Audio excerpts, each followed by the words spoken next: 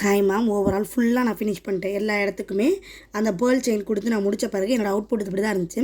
இந்த ஹார்ட்லேயுமே என்ன கலர் கொடுக்க போகிறோம் அப்படின்னா ஃபுல்லாக கோல்டு தான். நம்மளோட காம்போவே வந்துட்டு அந்த ஒயிட் அண்ட் பேர்ல் காம்போ தான். ஸோ ஒயிட்டு சுகர் பீடு இது ரெண்டையும் தான் மாற்றி மாற்றி கொடுக்க போகிறேன். அதையும் கொடுத்துட்டு காட்டுறேன். இந்த ஹார்ட்குள்ளே என்ன பண்ண போகிறேன் அப்படின்னா ஃபஸ்ட்டு வந்து க்ளூ அப்ளை பண்ணிக்கலாம். B7000 க்ளூ எப்போ யூஸ் பண்ணாலும் ஃபஸ்ட்டு மறக்காமல் மூடி வச்சுருங்க.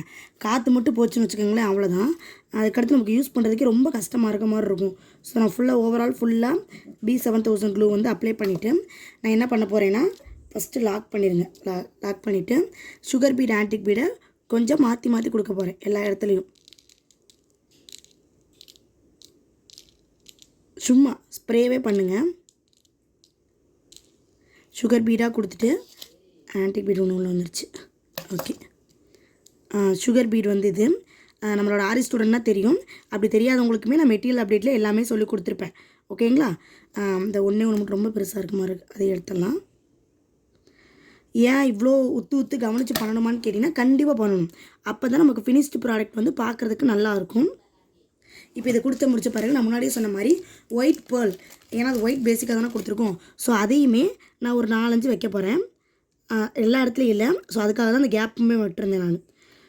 ரொம்ப தெரிகிற மாதிரி இல்லை, இருந்தாலுமே அந்த ஒயிட் வந்து ப்ரினாமெண்ட்டாக கொஞ்சம் தெரிகிற மாதிரி. ஓகேவா? இன்னும் ஒன்று மட்டும் யூஸ் பண்ணிக்கலாம் எங்கேயாச்சும். அவ்வளோதான். மொத்தத்துக்கே நான் 6 தான் யூஸ் பண்ணியிருக்கேன். இப்போ இருக்கிற எல்லா இடத்துலையுமே வந்துட்டு நான் சுகர் பீட் வச்சு அதை லாக் பண்ணிக்கிறேன். எல்லா இடத்துலையுமே சுகர் பீட் போட்டுருங்க.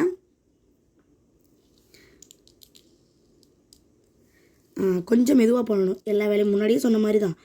நீங்கள் போட்டுருங்க. எக்ஸஸாக இருக்க வந்து க்ளூவில் படாது வந்து அதுவே விழுந்துடும். So no problem. நம்ம வந்து போட்டு முடிச்சிடலாம். ஃபஸ்ட்டு எல்லா இடத்துலையும் படுற மாதிரி ஃபஸ்ட்டு போட்டுடலாம்.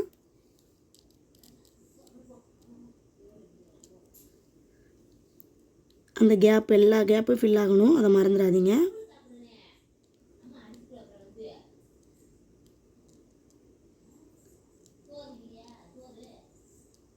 ஓகேவா? இந்த இடம்லாம் கொஞ்சம் கேப்பாக தெரிஞ்சில, அங்கேயுமே நான் ஃபில் பண்ணிட்டேன். அவ்வளோதான். இப்போ நீங்கள் வந்து காஞ்ச பிறகு ஓவரால் ட்ரை ஆன பிறகு நம்ம பார்த்தோம் அப்படின்னா அந்த மேலே ஒட்டிருக்கு பார்த்தீங்கன்னா அதுவே விழுந்துடும். அதனால் நோ ப்ராப்ளம். நான் ஓவரால் காஞ்ச பிறகு உங்களுக்கு ஃபோட்டோ எடுத்து காட்டுறேன். ஓவரால் காஞ்ச பிறகு உங்களுக்கு நான் காட்டுறேன். அப்போ நம்ம பார்த்துக்கலாம். ஓகே, ஓவரால் ட்ரை பண்ண பிறகு நம்ம ஒட்டியிருந்தோம் செலோ டேப் அதை வந்து ரிமூவ் பண்ணிடலாம். ரெண்டையுமே வந்துட்டு கொஞ்சம் பெதுவாக ரிமூவ் பண்ணுங்கள். இந்த பக்கம் ரிமூவ் பண்ணும்போது பட்டர் ஷீட் இருக்கனால கொஞ்சம் கஷ்டமாக இருக்கும். ஸோ ரிமூவ் பண்ணி எடுத்துடலாம். நமக்கு போட்டது இப்படி தான் இருக்கும். ஓகேங்களா? இதில் வந்து நடுவில் இப்பு மட்டும் கொடுக்கணும். நம்ம வந்து புள்ளி வைக்கிறதுக்கு என்ன பண்ணலாம்னா அப்போ அந்த மாதிரியே தான் ஒரு கிறிஸ்டல் ஸ்டோன் வச்சு அதை சுற்றி சுகர் பீட் கொடுக்கணும். அது எப்படி பண்ணணுன்றதை இப்போ காட்டிவிடுறேன். அதை காமிச்சு முடித்த பிறகு நம்ம என்ன யூஸ் பண்ணணும் அப்படின்னா இதுக்கு வந்து மெட்டீரியலில் சொல்லியிருப்பேன். இதோட நேம் எல்லாமே சொல்லியிருப்பேன். இந்த ஷீட் தான் யூஸ் பண்ண போகிறேன். இது அப்படியே இதுக்கு பேக் சைடு வந்து இது ஓவரால் ஃபுல்லாக நான் அப்ளை பண்ணி எடுத்துக்க போகிறேன். எடுத்துகிட்டு அதுக்கடுத்து சால்டரிங் மிஷின் ட்ரிக்லாம் யூஸ் பண்ணி இதை ஃபினிஷ்ட் ப்ராடக்டாக கொண்டு வரணும். அதையெல்லாம் சொல்லித்தரேன். அதுக்கு முன்னாடி நான் இப்போ வந்து ஃபினிஷ் பண்ணி எடுத்துக்கிறேன். வெயிட் பண்ணுங்கள். முன்னாடியே சொன்ன மாதிரி அந்த இப்புக்குமே கிறிஸ்டல் ஸ்டோன் தான் கொடுத்துருக்கேன், வேறு ஒன்றும் பண்ணல.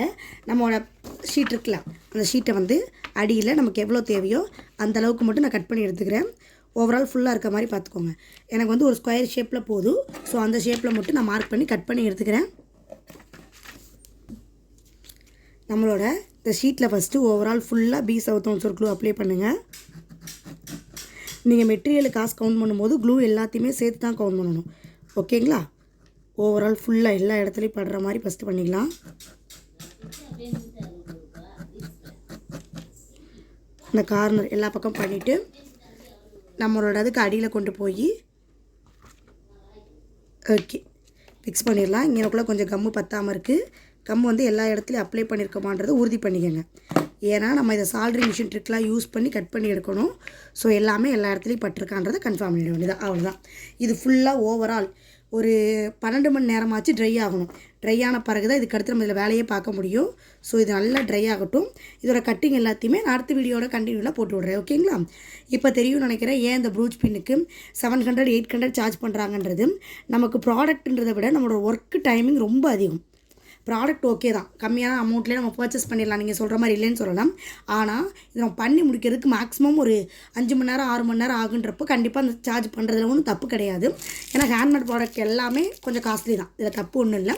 ஸோ நெக்ஸ்ட் இதில் உங்களுக்கு அடுத்தடுத்து அப்லோட் பண்ணுறேன். இந்த எக்ஸஸ் OHP ஷீட்டை நம்ம கட் பண்ணி எடுத்துக்கலாம்.